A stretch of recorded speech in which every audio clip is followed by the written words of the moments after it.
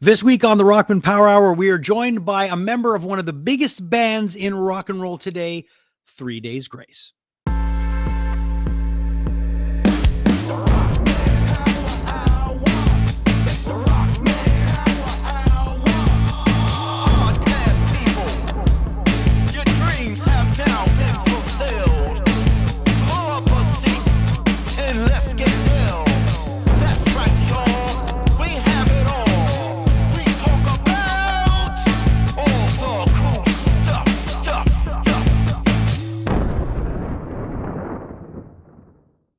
Welcome back to the Rockman Power Hour, a podcast where we talk to the most interesting people in the world of pop culture and everything in between. I am joined by my co-host Ryan Stick. Ryan, have you seen 3 Days Grace live before? Yeah, I saw him at Heavy. Right. So Yeah, but I only saw Matt singing. But now it's crazy because there are both of them. And the last time they were on the show, yeah, it was before all this crazy shit happened. yeah, and when there was a lot of rumors about Adam coming back. So Mhm. I'm excited because I've talked to Adam before. I've talked to Matt. I've talked to Neil. I've even talked to Barry, but I've never interviewed Brad. We've never had Brad You on the talked show. to Barry right before Chris Jericho, and I taped Yes, that. That was yes, at the Metropolis. I remember exactly. that. Yeah. But Brad was not there. So I've never chatted with Brad before. And I'm really, really glad that we got him on the show because I feel that he's been there since the jump. He's one of the founding members. And he also is Matt's older brother, the Yeah. singer who came in. So he's got some insight on what it was like when Adam left and Matt came in. And to me, this is one of the biggest success stories about, from in terms of a band. This is a huge success story Mhm. because you're able to take two singers from two Yeah. different eras and then put them together in a current band and make it work. And you can tell it really works. It's not forced. It's not like David Lee Roth and Sammy Hagar trying to do it for one tour. It's like, That would have been fucking so cool, but I think it takes Canadian ego to make sure that this yes, actually happens and Canadian temperament, because fuck, that would be cool. How many times it would have been great to see John Corabi and Vince Neil do a tour together or something yeah, like that. yeah. Like switch it up for crew. All those singers, like Uh, even John Bush, who was in Anthrax for a minute. The mm, John Bush Anthrax era was incredible. And obviously everybody wants Joey Belladonna because he's Joey, but yeah. it would have been, it's always great when, and you know what's really cool? You know Mm, how much I love Faith No More. Faith No More, um, their first couple of albums were yep. with another singer, Mhm. and they got their first singer when they were back in the height of being back together. And Mike Patton obviously is Yeah. the face of Faith No More, like in terms of lead singer, and Yeah, he's the goat. Yeah.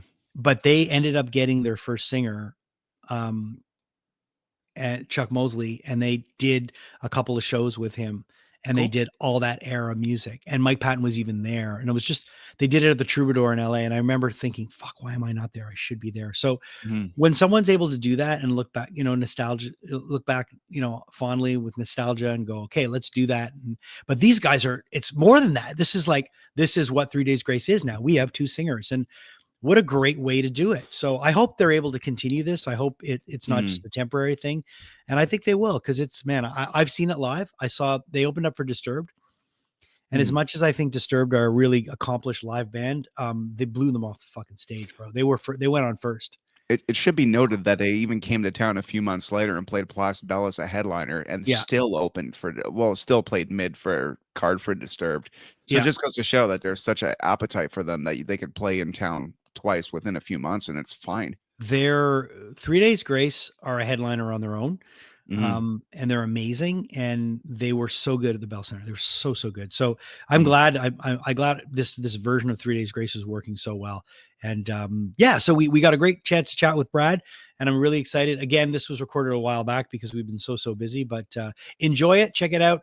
This is Brad, I should say Brad Walst, bass player from 3 Days Grace.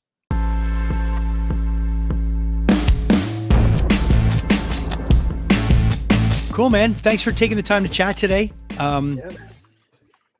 What are you rocking? What's this shirt? Is that a Venom, or is it This is Spider Fest. It's an old punk festival that was around our area that's been going for 30 plus years. okay? Yeah, it's crazy. It's got a bit of a McFarlane vibe to it. Yeah, right. Love it. Love it. So glad to chat with you, man. I don't think you and I mean, we've met in passing, but I don't think I've ever had you. I mean, I've talked to the band so many times, but I don't think you and I have ever chatted, which is really cool Yep. because, you know, I've talked to Neil so many times. I've talked to your brother, I've talked to Adam, but I've never Nice. chatted with you. So I was really, really happy to get a chance to chat with you because I find sometimes, you know, you chat to the same, you chat with the same people from the band, and it's nice to get a different perspective. And I know Sure. that, you know, a lot of the times you're not up at the forefront repping the band, so to speak, you know, in interviews and stuff, but you've been an Yep. integral part of this band since, you know, pretty much since the jump. So thanks for taking the time to chat, man. Cheers. Thank you, man. Thanks for having me. Yeah, absolutely. I caught you guys opening up for Disturbed. Yeah. And this is the first time, I mean, obviously I've seen the band many times over the years, but it was the first time seeing you guys with two singers. You're on before Disturbed, who are the headliner. But you're in Montreal, you're at Place Belle, and you guys are like, quote unquote, the opener, more appropriately co-headlining, in my opinion, because I know Disturbed are a live force, and they definitely, you know, they definitely do their thing. But when you guys went out there, man, it's I think it was maybe it was the nice Canadian kind of thing where we're gonna be like, oh yeah, we're gonna go out, we're gonna open up, but you guys were out for blood that night, and you could taste it. Well, Montreal, you know, to be fair, Montreal is definitely one of our most favorite places to play. You know, anywhere in Quebec. Quebec it's crazy, man. It's been, I'd say, our biggest market in the world. You know, it's one of those places you go there and it's just like, wow, you know, crazy fans, you know, super passionate about the music. And we just love playing in Quebec, period. So, you know, that was a good one to see. And, yeah, Disturbed's a great band. We've been out with them a few times. Great guys, great live show. So yeah, that was a special one for sure. But it was great to see this, you know, this 3 days grace times 2 thing, which I was kind of, what is this going to be like? I mean, how is there going to be enough space for both of these guys to coexist in this live setting? And it works so well. And I think the response that, you know, that I've seen from, you know, that I've heard from everyone that's seen this version of the band is like, man, this makes sense. And it just speaks to, you know, I mean, obviously you're on the inside of this, your brother, you've got skin in the game. It's your brother, but, you could tell that everybody is making a conscious effort to like, let's not have ego be a part of this. Let's make this for the better of the song and for the fans. And when you're able to do that, when you're able to put your ego in check enough to do that and really make it convincing, it works so well. And I can't imagine seeing a version of this band without that. Yeah, it's crazy. You know, we thought the same. And obviously, you know, Adam's not a new guy to the band. Obviously, No, he's been around of course forever, but you know, it's funny because Matt and Adam are very similar in characters, you know, that they're very, you know, low key, no ego, and just love playing live. And so it works for sure. And I think, you know, us being, you know, all being brothers for so long, you know, we just, you know, we still can sit down at the end of the day and have a good laugh after the show and joke around. And I think that's, you know, we're just out to have some fun. And I think, you know, having Adam back obviously is huge, but, you know, Matt was, he was the main guy behind it, you know, like I remember Matt and I talked about this, probably 2020 and just, you know, how the fans really deserve to see this version of 3 Days Grace. And you know, Matt definitely spearheaded the whole thing, you know, behind texting and stuff. So it's pretty big on Matt's part too, you know, just to do that. And it's funny because a lot of people ask me like, how's Matt doing? I'm like, he's doing great. He loves this, you know, this is amazing. And it's, on stage, they're just equal dudes that are just rocking out. And, you know, it's like a tag team almost. It's, you know what? It's so true. It is like that. It's like a WWE tag team, and they wait and just the pacing of the show too. I mean, it's got to work, and it does. And it's funny because I could also see in another setting how it could be a disaster. I mean, this could be something if, you know, if the wrong, you know, intention goes into it, it could be a fucking, it could totally tank. So the fact that it works so well, man, and like the way they move on stage, the way, you know, someone will go to the front when it's their turn, and it just really, really works. And so that show, made me really say, okay, man, we're in a good place if we're 3 Days Grace fans, you know? But let's not forget, you know, your brother played a really important part of carrying this band when everyone was saying that you guys were done. There were so many people saying, hey man, Adam's gone. That's it. And if anything, you guys proved everybody the exact opposite. You became as relevant as before, if not more relevant. And it was, it's just great to have all of this coexist. So, you know, heading into a brand new record that's coming out at the end of the month. Obviously everyone's waiting to see how this is going to be. You know, we've had little teases with singles, but this is the full, you know, and I had a chance to listen to the record. It's you guys. It's great. Nice. So, it must feel really good for you, because I can't imagine being in this band, going through all these changes and just sitting back going, man, what's going to happen? There's got to be part of you that was at one point probably a little worried about how all of this was going down. I mean, there's so many ups and downs in the last 10 years for you guys. Yeah. Yeah. It's crazy. You know, we've definitely been through some chapters, and yeah, this was one of them that was just like, you know, we decided to meet, a year and a bit ago, at Barry's studio in Indiana. And we were just like, let's just sit down together. You know, we hadn't seen Adam in a long time, you know, as a band, and, let's just see what we can write. And I think that day we wrote 3 songs, you know, and I think 2 of those are on the record. So it was one of those times where you're like, holy crap, like this is going to work. And, you know, just, we had a great time and it was fun. And so we just kept going, and yeah, the songs are definitely 3DG, and, you know, it definitely shows a bit of each singer. And I think just the way their voices blended, and it's a whole different animal, but still the same band, which is cool. And I think, you know, I think I can say that it's probably one of our best records by far. And that's exciting, you know, and that's, you know, when you start making music together again, it's, you know, that's one of the best parts of being in a band, is just, you know, having these songs and going, wow, you know, it's pretty cool. So yeah, we're stoked, man. It's a great record, and I think our fans are gonna dig it. So I agree. And even the cover art seems to be a throwback to a look that I've seen before with you guys. That was purple. Obviously that was done on purpose, right? Was that the same artist? It is, eh?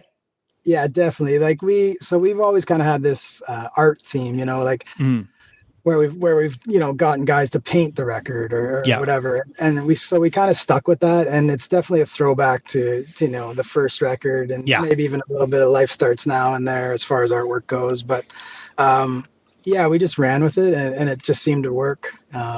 So yeah, it's definitely cool. Obviously, your guys are, you know, going to drop the record, and I imagine there's a ton of touring because this band is always on the road. I mean, you tour a hell of a lot.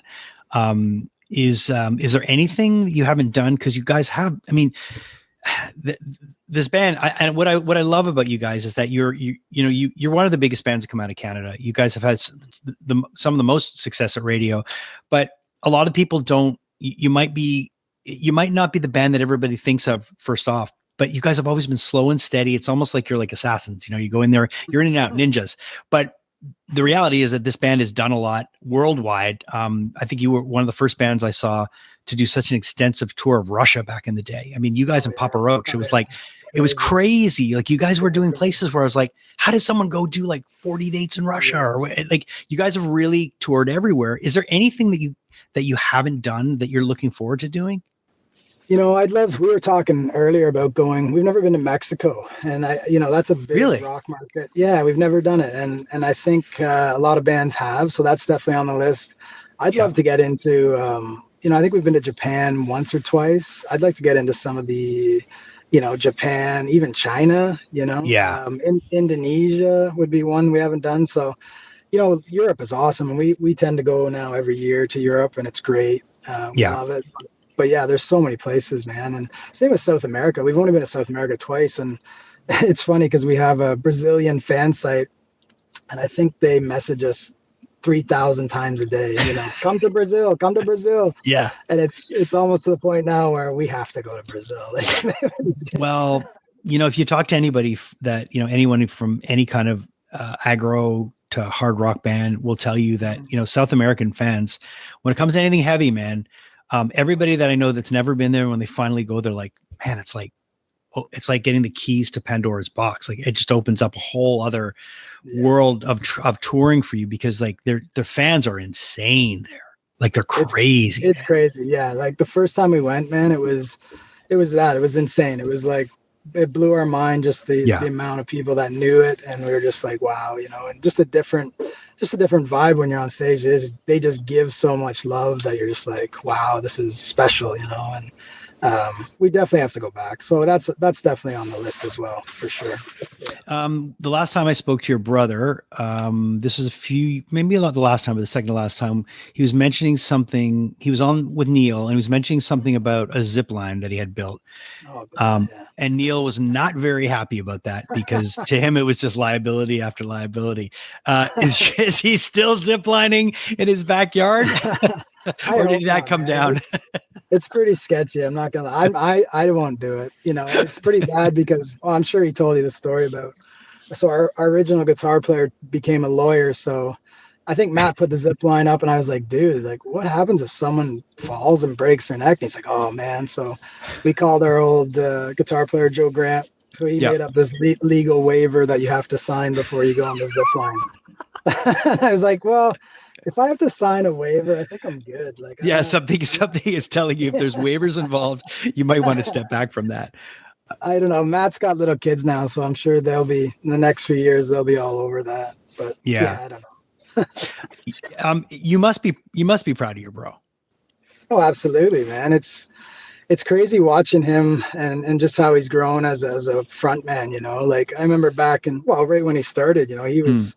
God, he probably lost 50 pounds, 40 pounds, you know, just from stress. And I think he realized how big this was getting. And so, just from that moment, you know, to now, it's insane how he's evolved and, you know, from my darkest days as well. So to see his, you know, his chapters happen is pretty cool. Yeah. I'm definitely proud of him for sure. So you still call Peterborough home? Yeah, we all kind of live around the area now. Barry's down in Indiana and Adam's outside of Nashville. So we try to kind of just meet in the middle to write and stuff like that. But the three of us are still around Peterborough. I love it. Yeah. So the album comes out on the 22nd of August, if I'm not mistaken. Yes, sir. Yeah.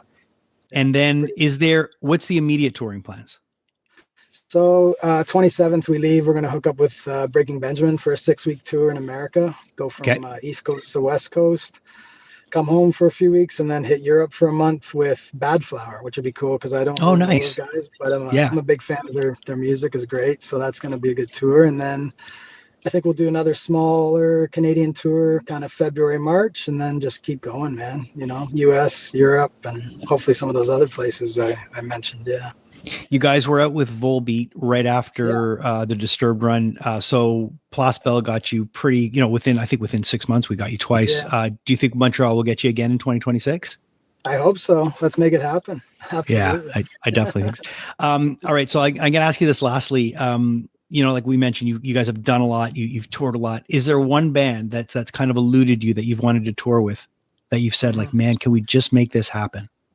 You know, I'm a huge Deftones fan, so I always thought I'd love to open up for the Deftones, man. They're one of my faves, and you know, bigger than ever now. So I would love that. That'd be cool. It's crazy. I have an 18-year-old daughter, and about 3 years ago, I picked her up from high school, and she goes, "Dad," I go, "What's up?" She goes, "Have you ever heard of a band called the Deftones?" And it was like the skies opened up. I'm like, have I heard of the Deftones?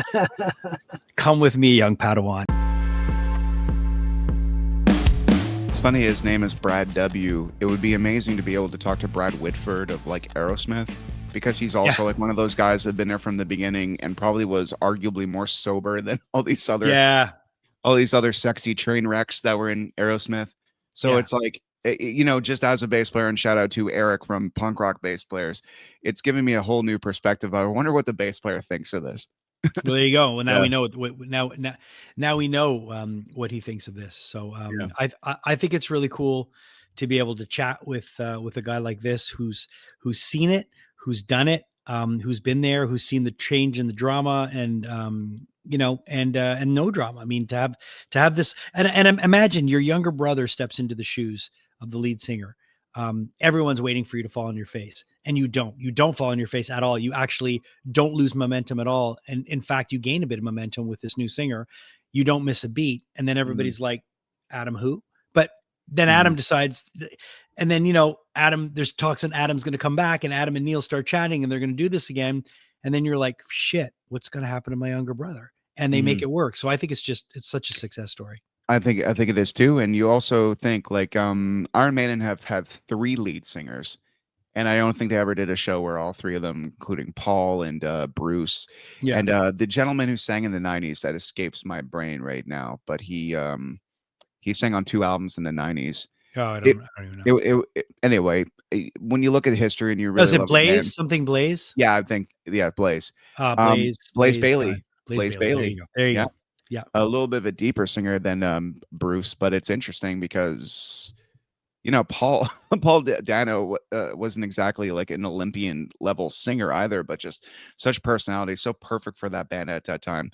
Yeah. And I just think it's really great that both singers sing in harmony together, and it's not like, here's my part, you go off stage and wait patiently for yours. No.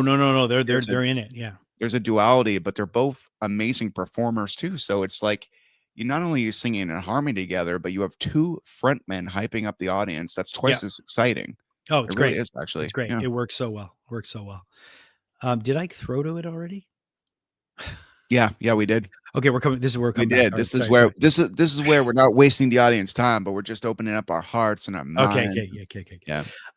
Yeah. So again, Brad, just so many good stories, so much insight from behind. I don't want to say behind the singer, but from sometimes the bass players tend to depending which band, but a lot of them they tend to sit in the back a bit, hang back, be next to the drummer, hold down the fucking bottom end, and but he's great. He was a really nice guy, and I've really grown very fond of 3 Days Grace over the last like 10 years. They were one of these bands that kind of came up when I was kind of checked out of music in a way. Not completely, but I was kind of doing other things, my own thing, and they weren't really on my radar. And then when I got into radio, I was playing them a lot. But then when I started chatting with them and getting to know them and seeing them live a few times, I was like, man, you got to see this band live to really get it. And they're good. Like they just know how to write fucking songs. And another band that's kind of like that is Mammoth, like Wolfgang's band. Not necessarily something I would go searching out for, but when you listen to it, you're like, holy shit, it's really good. Yeah, really, really good. I like songs that live with you afterwards. I like songs that are memorable. I've seen people play circles around some of the most hit song makers in the world in a playable sense, in a musicality sense, but nothing sticks. Yeah. And as much as I wanted to like it, I'm just like, wow, they can really play, but I don't. what happened? I didn't hum anything leaving. Yeah, I know. Yeah. They're and 3 Days Grace, they're just like, they're fucking hit makers, because if you played all their hits in a row, it would take an hour. Oh yeah, and it's like, and they have the most number ones at Billboard in active rock. I think it's active. They basically, in terms of Billboard number ones, they've got more. Van Halen had the most, and they dethroned them. Wow. And that's like, what the fuck? You're a little band from Peterborough, Ontario. And but because you a lot of times they get, I've said this many times, they get left out of the conversation for great rock bands, but they really are truly a great rock band. And they're amazing. So I was glad we were able to chat with them. Next week on the show, we're going to be joined by the lead singer of Big Sugar. Yeah. Have you ever listened to Big Sugar? I've heard the name. I think I've heard some songs, but I think you know more about Big Sugar than I do. Once again, I was a punk rock kid. I was just like so up my own ass when I was growing up. Yeah. If it wasn't punk or metal, I had no interest in it. That's why I only realized 3 Days Grace is awesome, like, years after the fact, because I was just, once again, too up my own ass. Well, Gordie Johnson from Big Sugar is a really, really accomplished guitar player, producer, respected by everybody in the music industry for his musicianship. And Jack White was a huge fan of Big Sugar when he was growing up in the 90s. So he actually ended up putting out one of the Big Sugar reissues on Third Man Records, and invites him up on stage a lot. So it was cool to get to chat with him. So he's going to be our guest next week on the show. But let's by the time we do that intro, I will have thoroughly researched Big Sugar and we'll have stuff to say about it. Awesome. And until next time, I'd like to thank my co-host Ryan Stick, our producer Julie Kajurski, and all of you for joining us. Make sure you like, subscribe, follow us on Instagram, the Rockman Power Hour. Follow us on Facebook. You can follow Ryan at the Ryan Stick Show. You can follow me at the Real Jason Rockman on Instagram. And until next time, we'll see you right here on the Rockman Power Hour. Right. Yeah. Yeah.